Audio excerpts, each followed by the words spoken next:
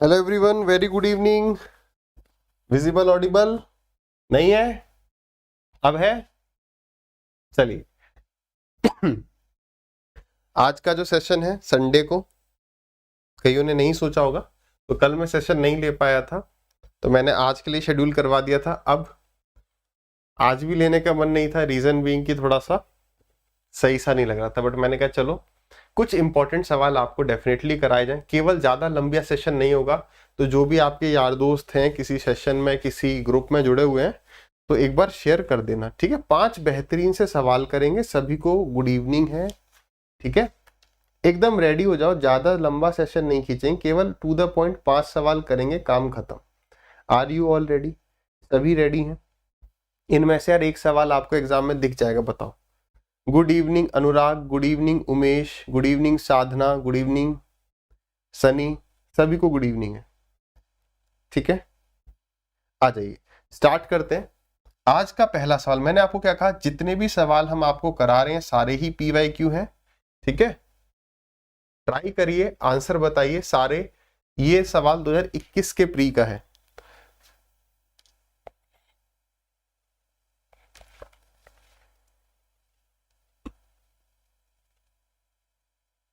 चलिए सुमेश, बहुत बढ़िया बात है भाई।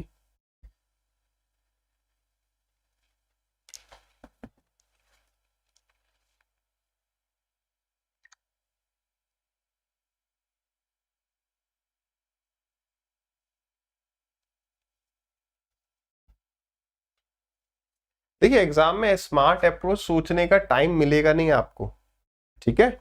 एग्जाम में जो है, जो चीज आपको सबसे पहले क्लिक करेगी वही जो है उस सवाल को करने का बेस्ट अप्रोच रहेगा। गुड इवनिंग प्रियंका, सवाल को ट्राई करेंगे यार सभी।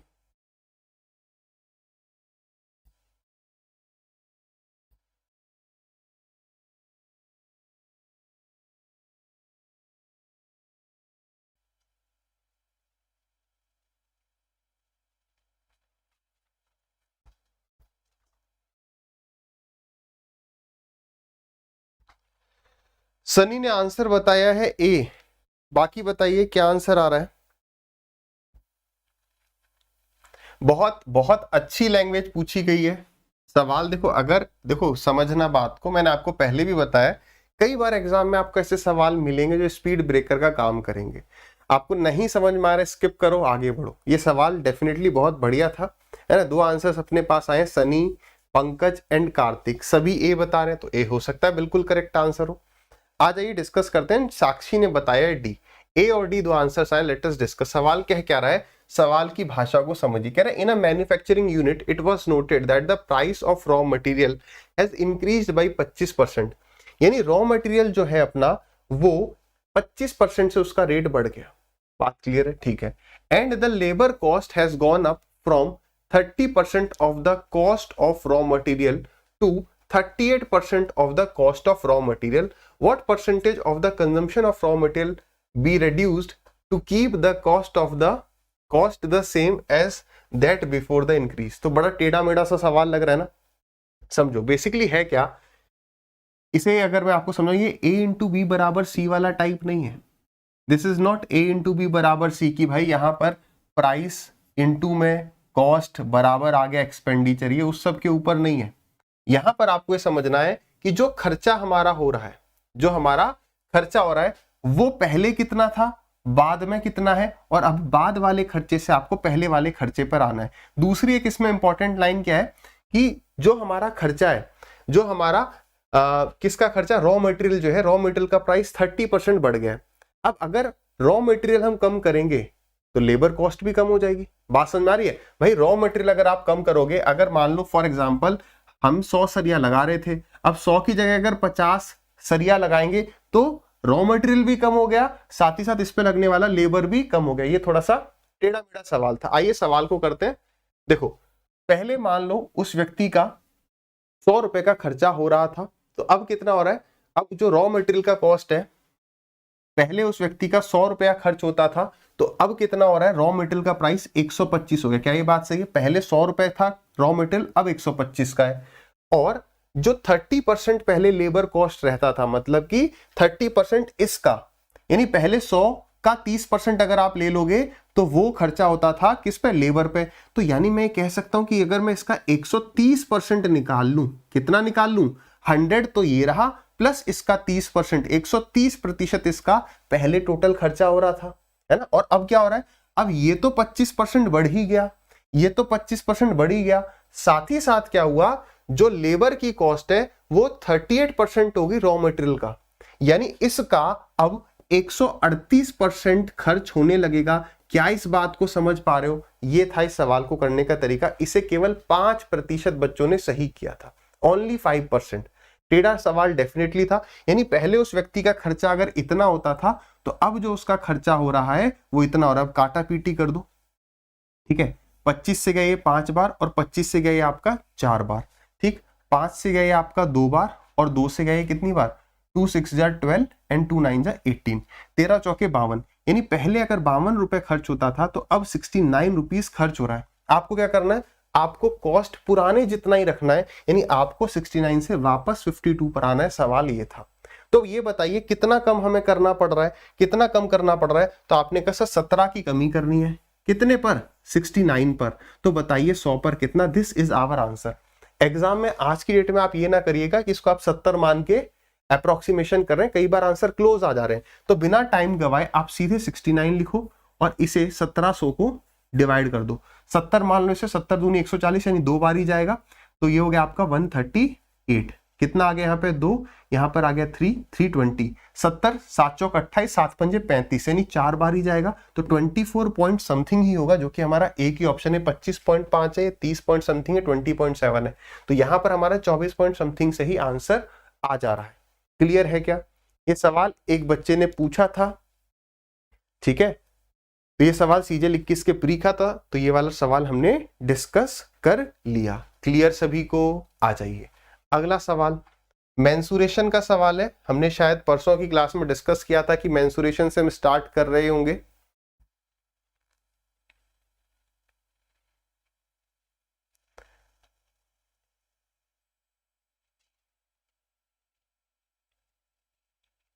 आंसर बताइए कितना आ रहा है।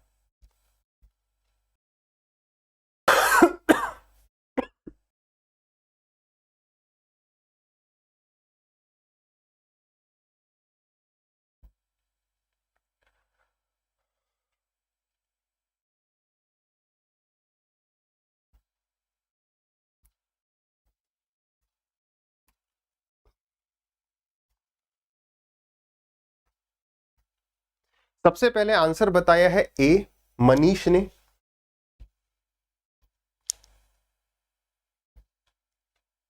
उसके बाद उमेश। यार आज क्लास थी नहीं, बट मैं कल नहीं ले पाया था, तो मैंने कहा कि कुछ इंपॉर्टेंट सवाल है, मुझे ऐसा लगता है कि ये सवाल आ सकते हैं, तो आपके साथ डिस्कस किए जाए। ठीक है भाई, सबका ये आ रहा है। अब आप देख पा रहे हो सबने ये बताया, तो ए ही करेक्ट होगा। आइए सवाल को डिस्कस करते हैं। सवाल क्या रहा है, the length and breadth of a rectangular field are 30 and 20 metre respectively.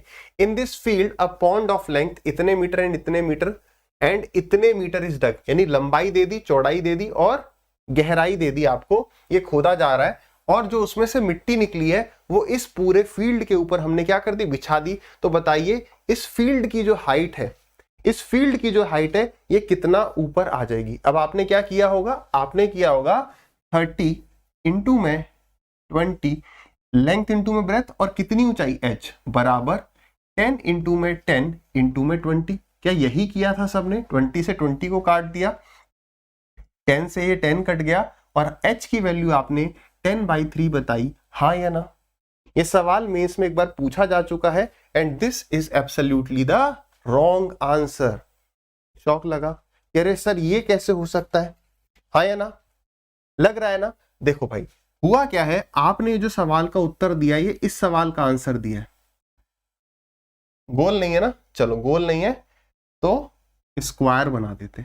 आपने ये बनाया यहां पर ये सवाल कि ये जो गड्ढा किया जा रहा है ना, ये जो तालाब बनाया जा रहा है, आपने ये तालाब जो है इस फील्ड के बाहर बनाया है। लेकिन सवाल में क्या कहा गया है कि ये फील्ड के अंदर है, तो क्या उससे कोई फर्क नहीं पड़ेगा? बताओ, इससे बहुत बड़ा फर्क पड़ जाएगा। क्या पहले केस में ये जो इसमें से मिट्टी निकली थी, मिट्टी तो दोनों केस में इतनी निकलेगी, लेकिन पहले केस में जो मिट्टी थी इस पूरे खेत पे डाल दी गई थी। लेकिन दूसरे केस में आप इस बात को समझ पा रहे हो कि यार यहां पर तो हमने एक पॉन्ड बना दिया है, तो इसके ऊपर तो मिट्टी डाली नहीं जाएगी। तो दूसरे केस में जो मिट्टी डाली जाएगी वो इस पॉन्ड को छोड़ के बाकी पूरे क्षेत्र पर डाल दी जाएगी या क्षेत्रफल पर डाल दी जाएगी। वॉल्यूम क्या होता है? वॉल्यूम होता है area of the base into में हाइट, है ना। तो बताओ इसका एरिया क्या होगा? तो आपके सिर्फ देखो इस पूरे का जो एरिया है वो 30 इंटू 20 यानी कि 600 हो गया।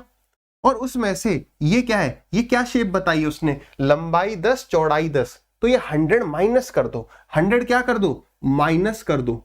1000 लिख दिया, 100 है। इनटू में h is equal to 10 into 10 into 20, this will be the right answer. क्या ये बात सभी को समझ में आई? हाँ या ना? तो ये कितना हो गया? ये कितना हो गया? 500 हो गया। तो 2 जीरो से ये 2 जीरो चले गए, 5 से गया ये आपका 2 बार, तो हाइट कितनी आ गई? 4 मीटर, यानी option number B is the right answer. क्या ये बात सभी विद्यार्थियों को क्लियर है? क्या है ना? समझ में आ रहा है ना? बढ़िया सवाल था, पूछा गया सवाल था, इसलिए मैंने कहा डिस्कस किया जाए। ये सवाल दो तरीके से एसएससी पूछते हैं, किसी भी एग्जाम कह लो, मेंसुरेशन में ये सवाल जब भी आता है दो तरीके से, या तो आपको देखना है कि ये बाहर बनाया जा रहा है अंदर, ऐसे भी कह सकता है। अभी हमने क्या किया? अभी हमने जो पॉन्ड बनाया था ये स्क्वायर शेप का बनाया था, कल को वो सर्कुलर शेप का भी बना सकता है। तो यहां पर ये क्या हो जाएगा? अगर सर्कुलर शेप है तो सिलेंडर बन गया, यानी यहां पर आने लगेगा उस केस में पाई आर स्क्वायर एच। यहां पर जो माइनस होगा वो इस सर्कल का एरिया हो जाएगा। क्या एग्जाम में सभी कर देंगे? ठीक है ना? ये था दूसरा सवाल। आ जाइए तीसरे सवाल पर बढ़ते हैं। मैंने कहा 5 सवाल करेंगे, पांचों एकदम इंपॉर्टेंट सवाल करेंगे। पांचों सवाल में आपको कुछ ना कुछ सीखने को ही मिलेगा, ठीक है? ये कह लीजिए वीकनेस वाले सवाल हैं।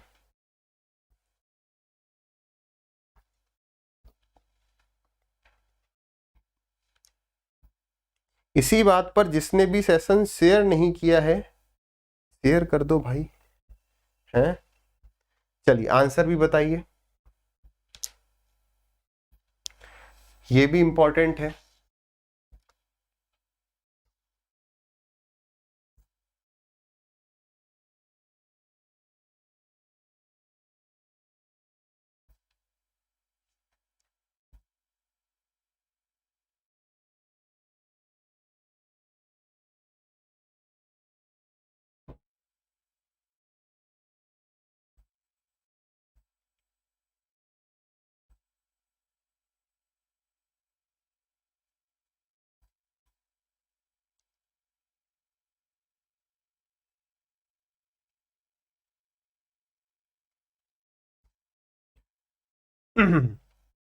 एक मिनट 16 सेकंड का समय पास हो चुका है, आंसर अभी तक एक भी नहीं आया है। मनीष ने कहा है कि डिस्कस करते हैं। बाकी बताइए भाई कितना आंसर होगा? सनी ने बताया है कि ए हो सकता है। आ जाइए इस सवाल को डिस्कस करते हैं। देखो यार इस सवाल को डिस्कस करिए, सवाल की भाषा को समझिए। हमने क्या किया? एक सर्कुलर शेप में एक वेल या एक कुआं खोदा है हमने, ठीक है? कह रहा था diameter and depth of a well are इतना एंड इतना, है ना। हमने इतना जो इसका डायमीटर है ये हमें 14 मीटर बता दिया और इसकी जो गहराई है हमें 10 मीटर बता दी। अब इसमें से जो हमारी मिट्टी निकली है, ध्यान से अब इस पॉइंट को समझना, जो इसमें से मिट्टी निकली है वो हमने इसके चारों तरफ डाल दी है और ये चबूतरा बन गया ना। आपने गांव में देखा होगा एक पैर उस चबूतरे पे रख के पानी खींचा जाता था किसी जमाने में, है ना। तो ये जो वो कह रहा है कि यार इसकी जो चौड़ाई है ये 21 मीटर है। ये कितनी है? 21 मीटर है। यानी अगर आप इसे इमेजिन करोगे तो ये एक क्या आएगा? ये एक सिलेंडर आएगा जो बीच में क्या होगा? हॉलो होगा, खोखला होगा।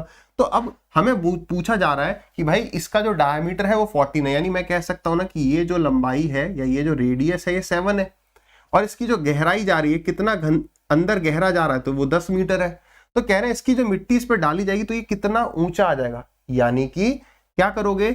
जो ये बीच वाला सिलेंडर है, जो ये बीच वाला सिलेंडर है, इसमें से निकली हुई मिट्टी जो ऊपर एक क्या बनाया जाएगा? ऊपर एक हॉलो सिलेंडर बन जाएगा। हॉलो सिलेंडर बन जाएगा, इसका वॉल्यूम और इसका वॉल्यूम क्या होगा, बराबर होगा। तो एक छोटी सी बात समझिए, अगर मैं कहूं कि बाहर वाले का रेडियस r है, छोटे वाले का रेडियस स्मॉल r है, तो क्या करोगे, यानी बाहर वाले का pi r square h, capital R रहेगा, हाइट हम मान ले रहे हैं h, और अंदर वाले का रेडियस स्मॉल r और हाइट वही रहेगी। तो अगर आप पाई h कॉमन ले लें तो यानी कि होता क्या है, क्योंकि बड़े एक में से दूसरा माइनस करना है, यानी r square minus r square आ जाता है। कॉपी में शायद आपने जहां से भी मेंसुरेशन पढ़ा होगा, इंपॉर्टेंट डाल के एक निशान लगवाया होगा, क्या कि अब मेंसुरेशन में आप a square minus b square यानी r square minus r square देखते हो, तो r plus r into r minus r ही लिखिए।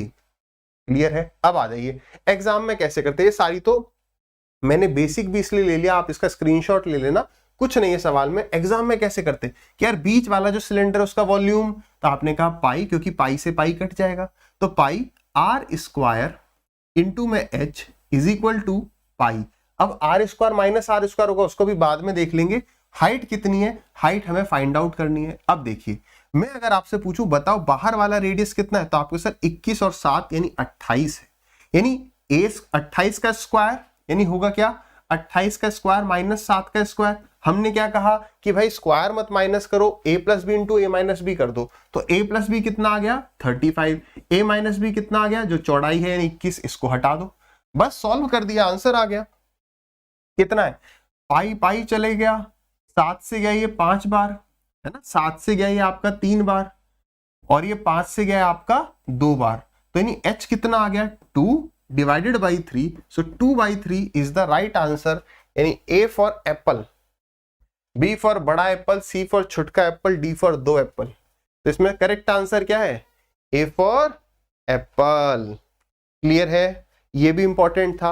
यानी एग्जाम में ये सब तो करना नहीं यार, पाई आर स्क्वायर एच होता है, तो दोनों के अगर वॉल्यूम को माइनस करना है तो आर स्क्वायर में से आर स्क्वायर माइनस करते हैं, वहां ए प्लस बी ए माइनस बी आ जाता है, हाइट निकाल लेंगे। एग्जाम में सिर्फ इतना लिखना है, पाई पाई कट जाएगा। डन है? क्लियर था? आगे बढ़िए, अगला सवाल है।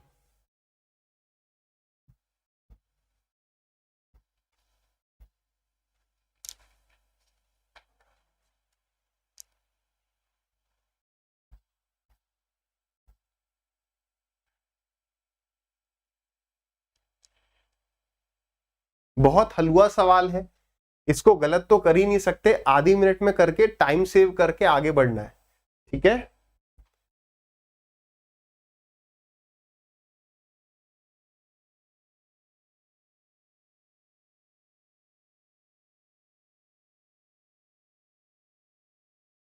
बहुत अधिक टाइम ले लिया आपने। सनी ने बताया है ए, और बताइए।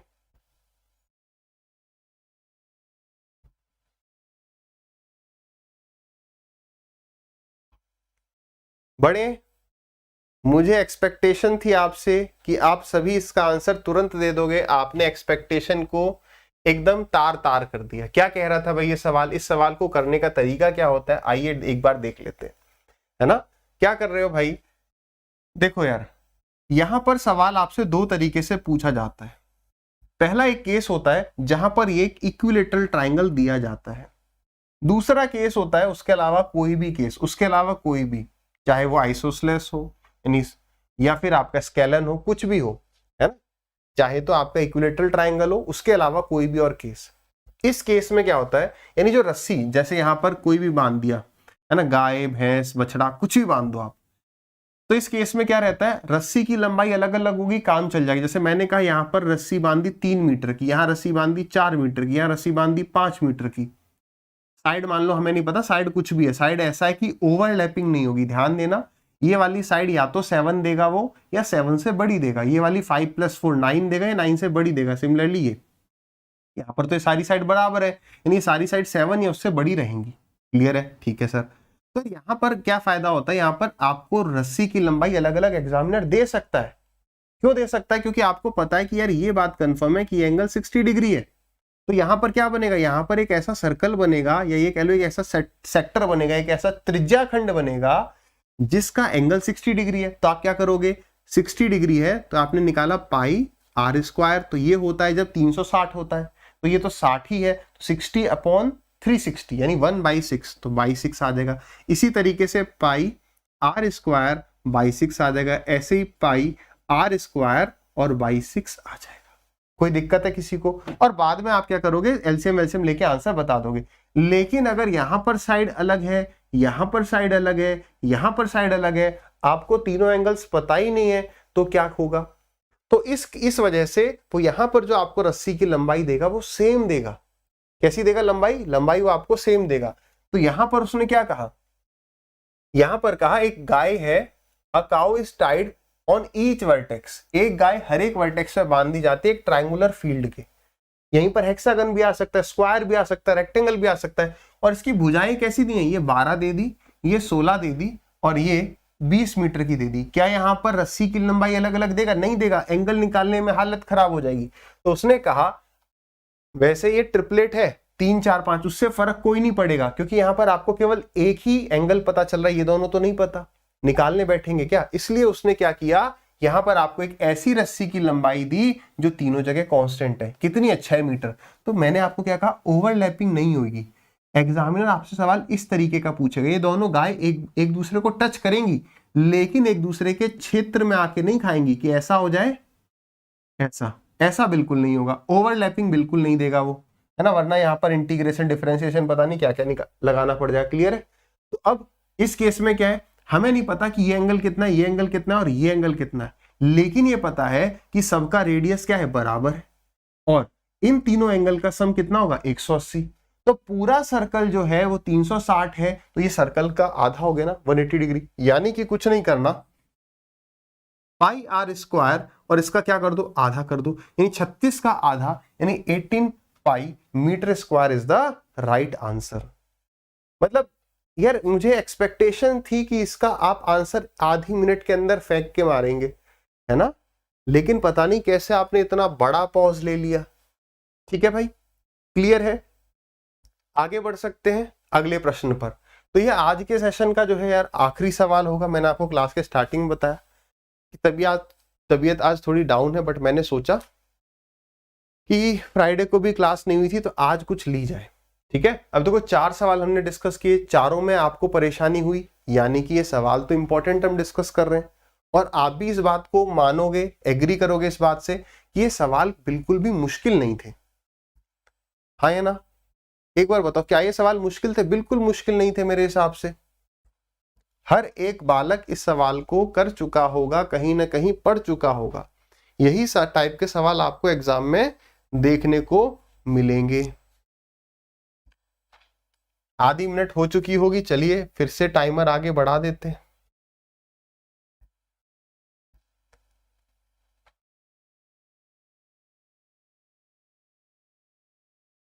बताइए सिया जी, बताइए।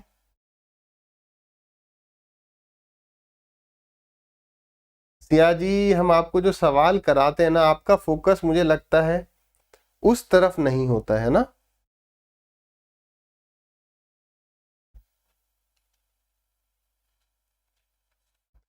सनी, अगर आप इंस्पेक्टर बैच सर्च कर रहे हैं तो नहीं मिल रहा है क्या? लिंक शायद यहां पर आपको डिस्क्रिप्शन में मिल जाएगा इंस्पेक्टर बैच का, नहीं है तो सर्च एक बार करना पड़ेगा।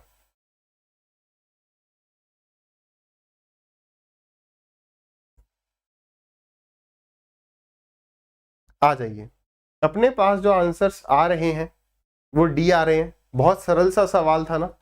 चलो सनी, मैं बता दूंगा कैसे आपको सर्च करना है, चिंता ना करिए। देखिए यार, देखिए सवाल क्या कह रहा है। देखो आप अब धीरे धीरे, जो भी बालक हमसे 1 महीने के आसपास जो भी जुड़ा होगा, जिसने भी थोड़ा फॉलो किया होगा, उसने एक चीज तो सीखी होगी कि यार एग्जाम में ना ट्रिक काम नहीं करती। यूट्यूब पर किसी सवाल को पढ़ाना बहुत आसान है। मैं कोई एक सवाल लाऊं, उस पर 10 मिनट मार के आऊं, तो भाई मैं उसका एकदम आपको ऐसा अप्रोच बता दूं कि आप खुश हो जाओगे। लेकिन द हार्श रियलिटी इज कि क्या एग्जाम में वो दिमाग लगाया जा सकता है? एग्जाम में आपको वो बेसिक्स ही याद आएंगे, आपको यार ये सर पता नहीं कैसे कर लेते, हम नहीं कर पाते। तो भाई सर ने उस सवाल को एग्जाम में नहीं किया है, एग्जाम के बाहर उस सवाल को देखा है, 5 मिनट ट्राई किया है, फिर जाके उसका तरीका बताया। आपको तो वही करना है, लाइव, है ना। तो इसलिए यार बेसिक्स पर काम करिए। आ जाइए, देखिए सवाल क्या कह रहा है। एक मैन जो है, एक आदमी जो है घर से जाता है ऑफिस के लिए कितनी स्पीड से, 60 की स्पीड से, और वापस किस स्पीड से आता है, 100 की स्पीड से आता है। तो अगर उसको आने और जाने में कुल मिलाकर 2 घंटे का समय लिया, तो आपको यह बताना है कि उसके स्कूटर के ऑडोमीटर में, अब यहाँ पर उसने एक जीके का छोटा सा सवाल पूछ रहे कि भाई ऑडोमीटर क्या होता है, तो तुरंत समझ जाओगे कि जिसमें कुछ रीडिंग रहती है। किसकी रीडिंग रहती है, तो उसने कहा है आगे, अगर उसके ऑडोमीटर में रीडिंग 1375 किलोमीटर थी, कब, जब वो ऑफिस के लिए स्टार्ट करता है। तो कुल मिलाकर इसने क्या किया है, जलेबी की तरह सवाल को थोड़ा सा घुमाया है। कैसे भाई, यहां पर ये पूछ रहा है कि बताइए टोटल डिस्टेंस कितना ट्रेवल किया इसने पूरी जर्नी में कितनी दूरी ट्रेवल करी है, तो बताइए। अब कई बच्चे क्या करते हैं, फॉर्मूला रट लेते हैं, क्या, X Y upon X plus Y into में टाइम डिवाइडेड बाई 60, ऐसे करके रट लेते हैं। और वैसे 60 कब आता है, जब जो ये टाइम दिया जाएगा वो आपको किस में दिया जाएगा, जब ये आपको मिनट्स में दिया जाएगा। तो ये बात समझ में आई, ठीक है। लेकिन ये दूरी होती क्या है, ये एक तरफा दूरी होती है, वन वे डिस्टेंस होता है। भाई मैंने आपको क्या बोला कि आप एवरेज स्पीड बताओ ना, क्या होता है, व्हाट इज एवरेज स्पीड। तो एवरेज स्पीड एक ऐसी चाल होती है जिससे आप एक से अधिक स्पीड को सिंगल स्पीड में कन्वर्ट कर देते हो। जैसे ये व्यक्ति जो है 60 की स्पीड से गया और 100 की से आया, तो इसको कितना टाइम लगा, 2 घंटे। ध्यान से समझना, अगर मैं इन दोनों स्पीड की जगह 60 और 100 की जगह कोई एक ऐसी स्पीड निकाल लूं कि जिससे टाइम 2 घंटे ही लगे, तो बड़ा अच्छा हो जाएगा। तो आप डिस्टेंस तुरंत बता दो कि डिस्टेंस बराबर इसी स्पीड से गया, इसी से आया, तो इनटू में टाइम कर दो, उसी को एवरेज स्पीड कहते हैं। तो एवरेज स्पीड का फॉर्मूला क्या है, जब आना और जाना बराबर हो, तो आपने कहा sir 2x y upon X plus Y into में, अब ये आ गया एवरेज स्पीड, इंटू में टाइम कितना था, 2 घंटे। ये 2 कब नहीं आता है, जब वो कहता है एक तरफा दूरी बताइए कि भाई घर से ऑफिस की दूरी कितनी है, ऑफिस पहुंच के उसके ओडोमीटर में क्या रीडिंग थी। तो उस केस में हाफ करने पे 2 कट जाता है, यहां नहीं कटेगा। तो 0 से ये 0 चले गया, 2 2 जा 4 एंड 4 4 जा 16 और 4 से गए 25 बार, 25 छिके 150, 25 6 जा 150। यानी उसने जो टोटल दूरी ट्रेवल करी ना घर से ऑफिस और ऑफिस से वापस घर आने में, तो 150 किलोमीटर थी। यानी इसमें आपको 150 किलोमीटर जोड़ना है। किसमें 150 जोड़ देना है आपको, 1375 में। तो 5 और 0 0 हो गया, सब में 0 तो नहीं है, एक ही में है एंड में। तो ये तो यूनिट डिजिट से भी हो गया, ऐसे जोड़ के देख लो कितना है, 150 है, 5 और 0 0, 7 5 12। अरे कहाँ गया, अरे रे रे, अरे रे रे रे रे रे, क्या कर दिए हम, 150 जोड़ना है। तो 5 और 0 5 हो गया, 7 और 5 12 हो गया, ठीक है। कैरी गया एक, 1400 कितना, 1575, ठीक है, 1525 सॉरी, ठीक है। इसमें 150 जोड़ दिया, 5 आ गया, 7 5 12, कैरी गया 1 5 1 1 5 2 5, क्लियर है, सही है। सो डी आंसर होगा सनी, बी नहीं होगा, ठीक है, क्लियर। आगे बढ़े, बस इतना ही था आज के सेशन में, ठीक। वो सेशन के स्टार्टिंग में बताया था यार ये 5 सवाल थे। अगर कोई भी बालक ऐसा है जिससे ये 5 सवाल में 4 नहीं हुए, 3 नहीं हुए, तो उसे थोड़ा सा सोचना है कि यार आसान आसान सवाल थे, दिक्कत कहाँ आ रही है। इस चक्कर में मत भटको कि यही सवाल आएंगे। आजकल आपको यूट्यूब पर आपको मिल जाएगा, यहीं से आएंगे 5 सवाल, यहीं से आएंगे इतने सवाल, उस पर मत भटको। अपनी तैयारी को देखो, अपने जो भी आपने फॉर्मूले बनाए थे, जो शॉर्ट नोट्स बनाए थे, उनको रिवाइज करो, शांति रखो, प्रीवियस ईयर के मॉक लगाओ, बहुत ज्यादा अस्त व्यस्त नहीं होना है, ठीक है।